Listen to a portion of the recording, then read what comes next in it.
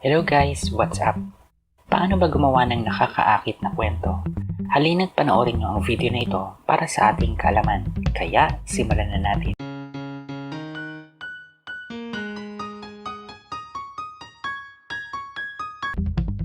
Mahilig ka bang gumawa ng kwento? O sadyang malikhain lang talaga ang iyong isip? Maganda yan kasi maraming naghahanap ng ganyan sa panahon ngayon, lalo na sa mga business. Kapag magandang kwento ang iyong sinasabi, ay talaga namang susubaybayan ng mga parokyano. Pero paano kung nagsisimula ka pa lang sa ganitong larangan? Ano ba ang mga dapat mong gawin? Sit back and relax dahil we will share with you ang mga information na aming nakalap at napakinggan mula sa mga eksperto sa pagsusulat at paggawa ng kwento. Iba-iba ang klase ng mga writers. May tinatawag na content writer. From the word itself na content, sila yung mga nagsusulat ng mga information at detalye na makikita mo halimbawa sa isang website. May purpose sa mga content writers. Yan ay ang makapag-inform, magturo, o mag-entertain ng viewers. Kahit sino ay may kakayahang maging content writer. At marami sa atin ay mahilig sa ganitong gawain. Kapag mas marami kang maibabahagi ay much better.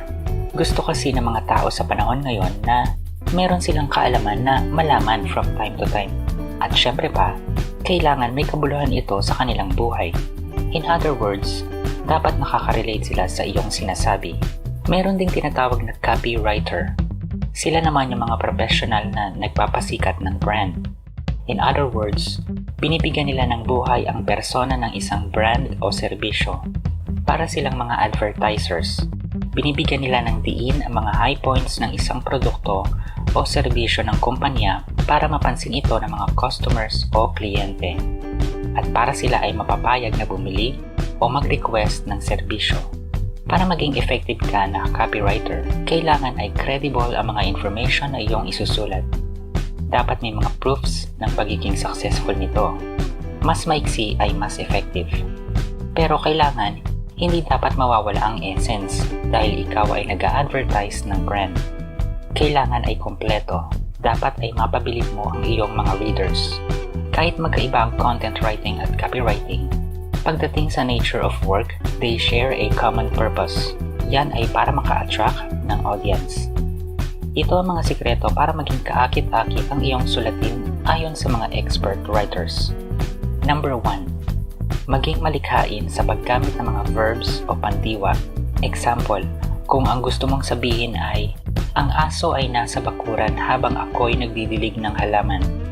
Pwede mong sabihin, habang ako'y nagdidilig ng halaman, nakita ko ang aso na nagpapahinga sa bakuran. Number 2. Iwasan ang mga mahihirap na maintindihan ng mga salita. Halimbawa, imbes na sabihin mong, nais mo bang magpahingalay? Pwede mo naman sabihin, nais mo bang magpahinga? Number 3. Iwasang sabihin ang mga hindi naman importanteng salita. Halimbawa, pumunta ako sa palengke. Wala na kasing stock sa aming ref. So ayun. Diba, parang wala namang meaning yung sinabi mo. So ayun. Actually, dumadagdag lang ito sa oras na ginugugol na nagbabasa ng iyong sulatin. At kapag madalas mo itong dinadagdag, ay may potensyal na maboard ng iyong mga readers. Number 4. Sa isang paragraph, dapat sabihin mo ng lahat ang tungkol sa isang topic. Wala nang paligoy-ligoy pa. Kapag may panibagong topic, mas makakabuting ilagay mo na lang iyon sa susunod na paragraph. Iwasan ding lumundag sa iba't ibang idea sa loob ng isang paragraph. Halimbawa, nasa unang paragraph ka at nagkukwento ka tungkol sa iyong paboritong online game. Tapos, sinimulan mo ang panibagong topic tungkol naman sa iyong pamamasyal ng iyong mga kaibigan. Tapos, all of a sudden, bumalik ka na naman sa tungkol sa online game nyo at sinabi mong parang mas gusto mo mamasyal kasama ang mga kaibigan. Palundag-lundag ang flow ng kwento mo pag ganito at mawawala ng focus ang iyong mga readers sa pagbabasa. Iwasang magsulat na parang lumulundag na palaka ang iyong pagkukwento. Kailangan maganda ang flow.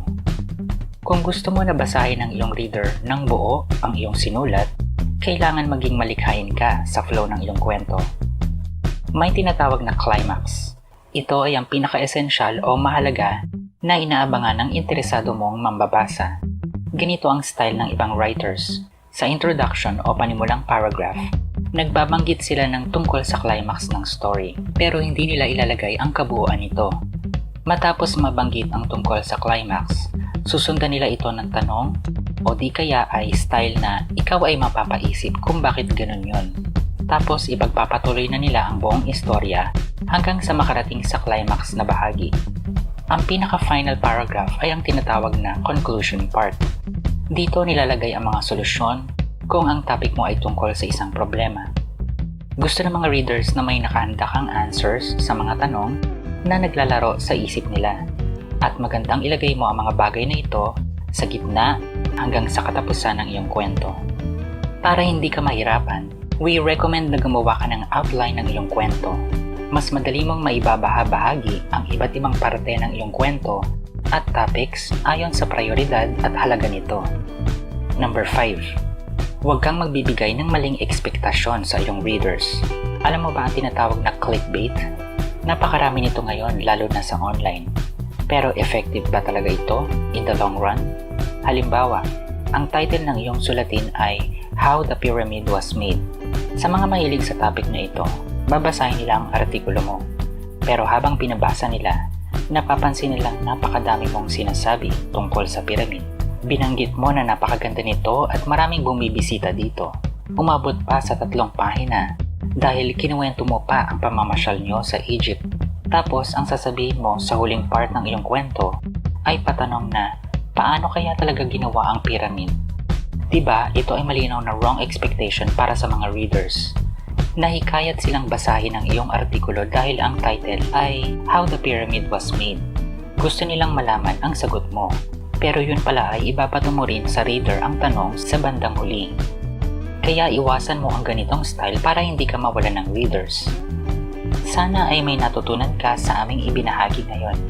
Maraming salamat sa panonood. Please click subscribe and notification bell to know more updates from us. Thanks a lot and take care always. Peace.